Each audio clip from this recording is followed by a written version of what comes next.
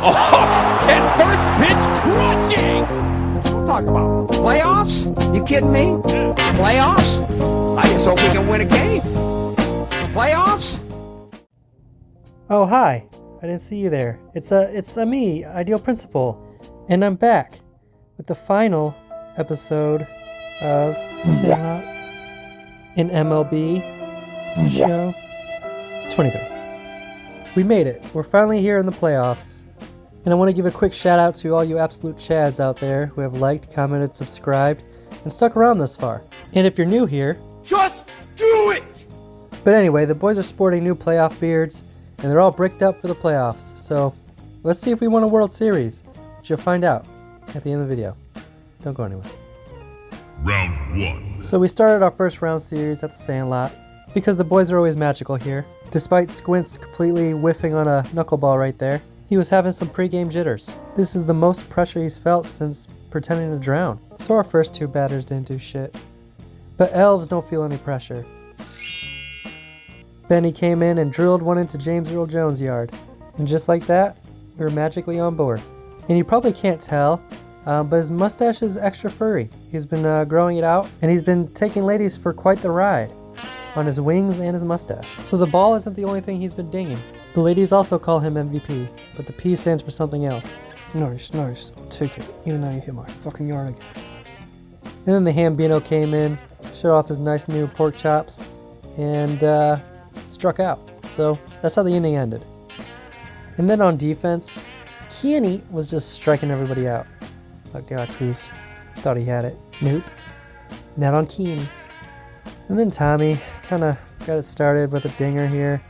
Probably because he's too stupid to have any nerves. But it was a nice opposite field hit, and I wasn't really happy about it because he looks like a straight up cop now. I gave him a little mustache because he didn't seem like the type to be able to grow a full beard. So yeah, and he kind of seems like a snitch, so it felt fitting. You're lucky you didn't hit in my yard. I would have fucking killed you. But anyway, good for Officer Tommy. We kind of started to pull away here in the third as Benny hit his second dinger of the game. So it was clear that he brought some extra dust with him. So that put us up 5-3 with the Hambino on deck. And instead of hitting a dinger and adding on, look at this travesty. Stop it! Cut it out! I guess he just didn't want the cheeseburger to fall out of his pocket. But then Timmy comes in and yeets one. He hit it so hard that his brother Tommy had to report it. And then the camera gets suspiciously close to his ass right here. And he rounds the bases like a complete Chad that he is. And his beard definitely accents his jawline perfectly. And if you listen closely, you can hear his massive balls with each step. And Smalls was feeling inspired, so he decided to follow up with a dinger of his own. He is the main character, after all. And then he got uncharacteristically goofy, which came as a surprise.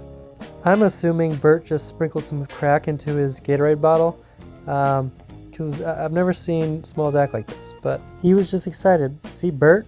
He's there. He's just coincidentally there. And then in the fourth, Benny yeets his third home run into James Earl Jones' house. Oh, why the fuck do we play here? God fucking damn. And then it shows a close-up here of Benny sniffing his mustache before he swings with his magic stick and sends the ball into fairyland, San Francisco. And then right after Benny, the Hambino completely redeems himself from the complete lack of effort earlier. He straight up eats one all the way into you-know-whose house. And he celebrates around the bags faster than he ran to first base on that terrible play earlier. So we know where his priorities lie. In his stomach. And whatever was holding him back earlier was released into the toilet. I'm gonna jerk you off, motherfucker. I'm gonna stay away from my fucking house. And then the game was basically over by this point, so I started plucking Bryce Harper. We have some history with him, so I thought I'd send a message. He didn't like it very much. And then we hit a couple more dingers by Kenny and Timmer, respectively. And then I went back to throwing balls at Bryce Harper. And then this one, everybody got pissed on. Hey, you! Don't do that, you! Hey, get out of here, you! And then the Yump shows the flying V formation. And then Bryce Harper acts like he doesn't know why anybody's throwing at him. He knows. He definitely knows. And then Hambino gives him the stare down. It's like, I'll eat his ass. I'll eat him. Fuck him. And James Earl Jones is all hype. Ah, that was one time they hit my house. One time, fuckers. Fuck him. Fuck him. But yeah, and then that was ball game. He won 15-7. Well, I gave up a few runs there at the end. Everybody's pretty hyped. James Earl Jones looking pretty slender. He's still hyped from getting that warning. You hit my fucking yard. You're gonna hit my fucking house. That's what you get. You cheating fuck. So yeah, then we went on to sweep the Phillies. And it was a clean sweep. I expected it. They weren't ready for the long ball. Round 2. So round 2 started off with a nice ode to America. And the Braves look like they're nice and puckered for what's about to happen. Yeah, his beard has taken on more girth, and so has his hair on the top of his head. And he took most of it from this guy, Harris. Oh, say can you see? Helicopters were flying over and the fireworks going off. All the autistic kids were spazzing out. But they're ready to go. Yeah. Just starting off, and they give him a nice little highlight. And it starts off with a bang, because they beamed him. And if they were going to start plunking us, they better take us to dinner first. And then steals second, like he does every night. And I didn't record it, but he eventually comes around and scores the first run of the game. That's all that happened in the first inning. That's how it started. And then Kenny shows how much class that he has by choosing not to beam and instead choosing the four seam. And then our boy Timmy leads off in the second. Look out here. He's going to come up ready to swing in this situation. We couldn't make the play-by-play announcer a liar, so look out here. He came ready to swing in this situation. Ever since he's grown his beard out, he's just been crushing balls with his bare hands. And then the game likes what it sees. And then he trots around the bases and lets his steel balls do the talking.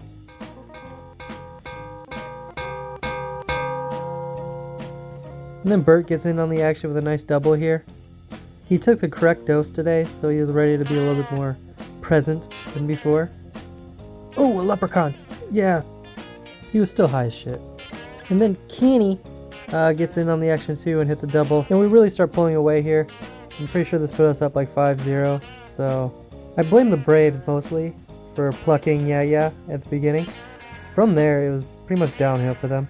And took exception because he was just swinging at first pitch and brings Kenny home to make it 6-0. So the game was pretty much over in the second inning, which is surprising because I think Atlanta gave me some difficult games in the season. Oh, I know what I want later. And then the Hambino comes in and adds onto the plate with a hit that should have been a double. But I thought better of it. Look, no, okay, oh god, no. He got back pretty quick though. Yeah, I'm gonna order me some fine chicken wings, steak. And then the inning finally ended, and then Squints makes an awesome defensive play. Nice little flip there. And we easily kept Atlanta off the board. And then we got a nice fan cam here. This guy's hot dog just disappears, and he grabs it out of the chair. So I guess Benny's not the only magical one in the stadium today. And then nothing happened for a few innings. So then the end of the fifth, Kenny's just dealing out there, just throwing heat, and he's just got an absolute dump truck. Look at that. And then we get a nice little zoom in on his beard. Sniff. And then we packed on a couple more runs and ended the game. We beat him 11-0. Kenny earned himself a full game shutout. Let's go team! I'm just happy we're not at the fucking Sandlot anymore. In my fucking house. What the fuck happened, guys? What the fuck? And then they all congratulated each other, and that's it. The boys have made the World Series, which was basically the point of the series, so I guess I could end it now.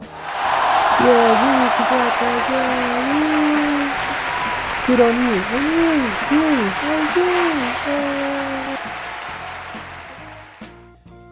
Just kidding, can you imagine? That'd be wild. So we're in the World Series now against Toronto, and we're playing in LA, so these Canadians they've never felt this heat before. Hot shit. And I guess the party started with a nice double. His hair is getting pretty wild, but that's not going to stop him from referencing to the lady in the crowd what he wants later. And then James Earl Jones promised the Hambino if he comes out swinging, he's going to get a free filet mignon later. And you can't offer that to a man like Hambino and not expect results. So we're up 2-0, and Hambino's going to eat well later. And then Tommy ends the inning by striking out like he does with the ladies. And he's too stupid to realize that he swung. He's like, that was a ball. And then we get another fan cam Pretty crowded here. The little girl doing weird things, and then this guy is smelling his fingers. Deep in thought. Pretty gross. And then things get pretty wild in the 5th. I put it on a double steal with Yeah and Benny. Just too easy. And then I get lost in Ya's eyes a little bit.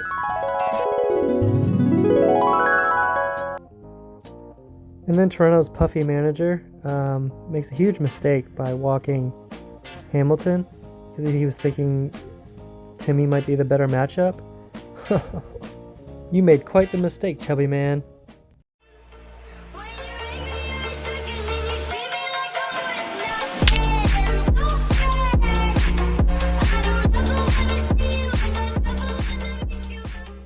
Timmy just comes in and gets his first career Grand Slam in the World Series. And honestly, the game was pretty much over from there. Timmy won it single-handedly. And then the boys are at home plate waiting for him to give him some nice slap ass. And then the ump cleans a already clean plate. So yeah, pretty uneventful besides the Grand Slam. Yeah. Had a good game. Look at all those beards. Playoff Sandlot is optimum Sandlot. But the boys couldn't win it in simulation. So in true storybook fashion, we've got a Game 7. So strap on and strap in, because here we go. So we start off Game 7 with another ode to America. And our boys are ready, equipped with their full beards. And this time we got the fighter jets flying over to really give those autistic kids a spasm. And LA is ready to celebrate. And the game kind of started off slow. The boys seemed to have nothing left in the sack. Yeah, I used up all my energy on Wendy last night. You get it. Even Magical Benny was taking some time to get rolling here. He looked good though. Get over here, you. Oh, your hair smells really good. Oh, your energized. Yeah, so we didn't really have much going on. Our defense was playing pretty good though. Look at this double play ball. A spin by Yeah. Right into Timmy's glove. But we just kept grounding out or popping up and nothing was happening. So all the way through the 4th inning, nothing on the board.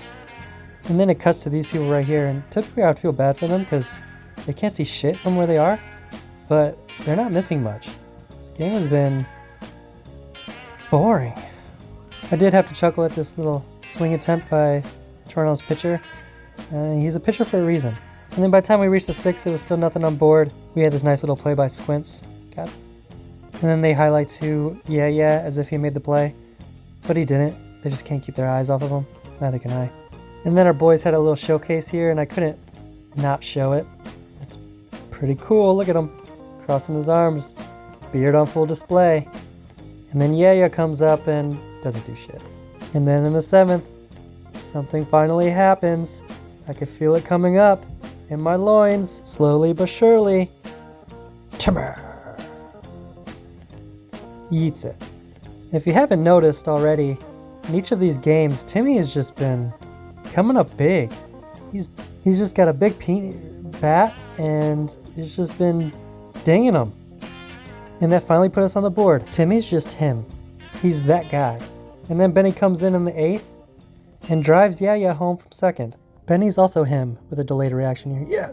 Oh, yeah. And then he steals 3rd here to get into scoring position. He slides into 3rd like he slides into your girlfriend's DMs. And he's safe, but your girlfriend isn't. And then who else but Timmy drives in the last run of the game with a nice little single here. He doesn't always hit dingers. Sometimes he slides his balls on the ground. And then a name you haven't heard in a while, Henry Rowengartner, comes in to close things out in the 9th. Bert's drugs wore off just enough to get the ball over to 1st. And the greatest celebration in Dodgers history ensues. Henry acts like he played a big role in this win. Look at these guys coming out of the dugout. Dude, fuck, I still have a lot of repairs to do on my house, but I will enjoy this. And then look at our boys celebrating together. Look at Tommy. And then turns back. Not sure who that was for. And then Mr. Puffy's reconsidering all of his life decisions. But they look happy. This needs celebration music.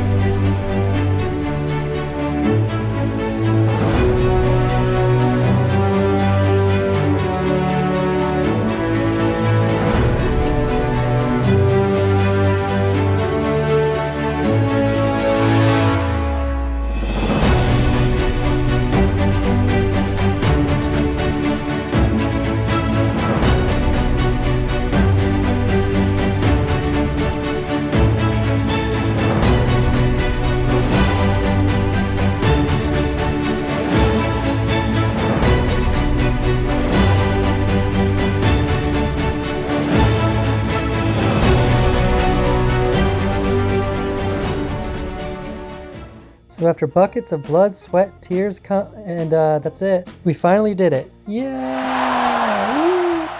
Benny won the postseason MVP, and then he also won the World Series MVP. I would have given it to Timmy because he's just that guy, but Benny earned it too, so whatever. And then here's just some postseason stats if you're into that sort of thing. But other than that, game over. We're done here. I am planning another series, and just to give you a hint. Wow, Lynn, you make my heart sing. Wait, that's not it. It's close enough. But anyway, don't forget to swing away at the like button, slide into the comments, and subscribe. And then stay tuned for the next Not Call of Duty series. Goodbye.